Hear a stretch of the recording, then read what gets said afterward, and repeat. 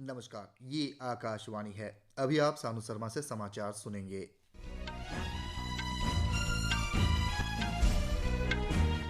पहले मुख्य समाचार। प्रधानमंत्री नरेंद्र मोदी ने जम्मू में 32,000 करोड़ रुपए से अधिक की विकास परियोजनाओं का किया उद्घाटन। कहा, खुले रिकॉर्ड शिक्षा। भारत, ब्राजील, दक्षिण अफ्रीका ने स्थापित गरीबी और भूख उन्मूलन के लिए 10 लाख अमेरिकी डॉलर का योगदान दिया। महिला सशक्तिकरण। देश की श्रम शक्ति में महिलाओं की भागीदारी 23 से बढ़कर पहुंची 37%। अफगानिस्तान, नूरग्राम में भारी बारिश और बर्फबारी के कारण भूस्खलन, 25 की मौत। अब खबर विस्तार से। प्रधानमंत्री नरेंद्र मोदी ने कहा कि न्यू इंडिया वर्तमान पीढ़ी को आधुनिक शिक्षा प्रदान करने के लिए अधिक से अधिक खर्च कर रहा है। पिछले 10 वर्षों में देश में रिकॉर्ड संख्या में स्कूल, कॉलेज और विश्वविद्यालय बनाए गए हैं। वे जम्मू में आज 32,000 करोड़ रुपए से अधिक मूल्य की अनेक परियोजनाओं का उद्घाटन करने के बाद लोगों को संबोधित कर रहे थे। प्रधानमंत्री ने कहा कि सरकार ने जम्मू कश्मीर में विकास के लिए संकल्प लिया है। श्री मोदी ने कहा कि लगभग 50 नए डिग्री कॉलेज जम्मू कश्मीर में बनाए गए हैं। उन्होंने कहा कि जम्मू कश्मीर के लोगों के सपने 70 वर्ष के लिए अभी पूरी तरह साकार नहीं हुए, जिन्हें आगामी कुछ वर्षों में पूर्ण किया जाएगा। प्रधानमंत्री ने कहा कि पिछले 10 वर्षों में भारत विश्व में 5वीं सबसे बड़ी अर्थव्यवस्था के रूप में उभर कर सामने आया है। उन्होंने कहा कि जितनी हमारे देश की अधिक आर्थिक शक्ति होगी तो लोग के कल्याण के लिए अधिक व्यय करेगा। श्री मोदी ने कहा कि भारत आज अपने नागरिकों को मुफ्त राशन, मुफ्त स्वास्थ्य सेवा, पक्के मकान, शौचालय और इससे भी अधिक अनेक जरूरी चीजें प्रदान कर रहा है। उन्होंने कहा कि भारत आर्थिक शक्ति बनने के लिए यह सब संभव नहीं कर सकता था। उन्होंने कहा कि हमें यहाँ रुकना नहीं है और यह भी कहा कि हमें अगले 5 वर्षों में विश्व में तीसरे सबसे बड़ी अर्थव्यवस्था बनने का संकल्प लेना है। प्रधानमंत्री ने कहा कि जम्मू कश्मीर के विकास में अनुच्छेद 370 बड़ी दीवार बनी हुई थी। इस दीवार को भारतीय जनता पार्टी सरकार ने हटा दिया है। उन्होंने कहा कि अब जम्मू कश्मीर संतुलित विकास की ओर आगे बढ़ रहा है। प्रधानमंत्री ने कहा कि जम्मू कश्मीर में स्वास्थ्य, शिक्षा, रेल, सड़क, विमानन, पेट्रोलियम, नागरिक बुनियादी ढांचा समेत क्षेत्र की परियोजनाओं पर काम शुरू किया गया है। कार्यक्रम के दौरान प्रधानमंत्री ने जम्मू कश्मीर में भर्ती किए गए लगभग 1,500 सरकारी कर्मचारियों को नियुक्ति पत्र वितरित किए।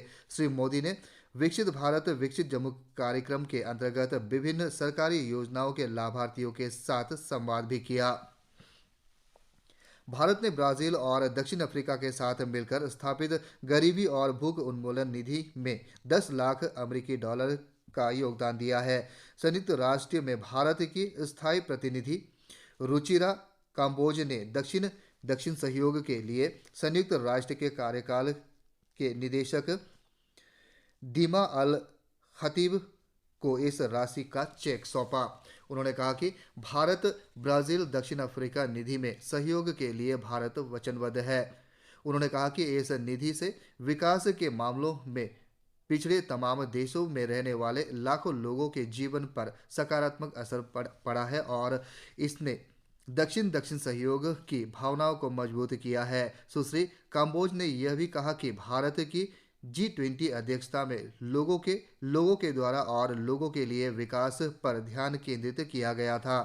गरीबी और भूख उन्मूलन के लिए भारत, ब्राजील, दक्षिण अफ्रीका निधि की स्थापना मार्च 2004 में संयुक्त रूप से की गई थी और इसने 2006 में कामकाज शुरू किया। इस निधि का उद्देश्य ऐसी अनुकरणीय और लक्ष्य आधारित परियोजनाओं की पहचान करना है जिन्हें विकासशील देशों में मांग के आधार पर चलाया जा सके। इस निधि के सहयोग से चलने वाले परियोजनाएं विकास के मामले में पिछड़ गए सहयोगी देशों के लिए उनकी राष्ट्रीय प्राथमिकता के साथ साथ विकास के ऐसे लक्ष्यों को हासिल करना है जिन पर अंतर्राष्ट्रीय स्तर पर सहमति बनी है।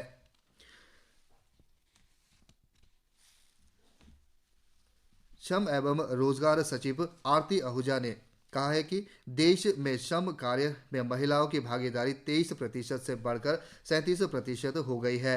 नई दिल्ली में श्रम कार्य में युवा महिलाओं पर आज एक राष्ट्रीय परामर्श को संबोधित करते हुए सुश्री आहूजा ने महिला श्रम कार्य पर नवीनतम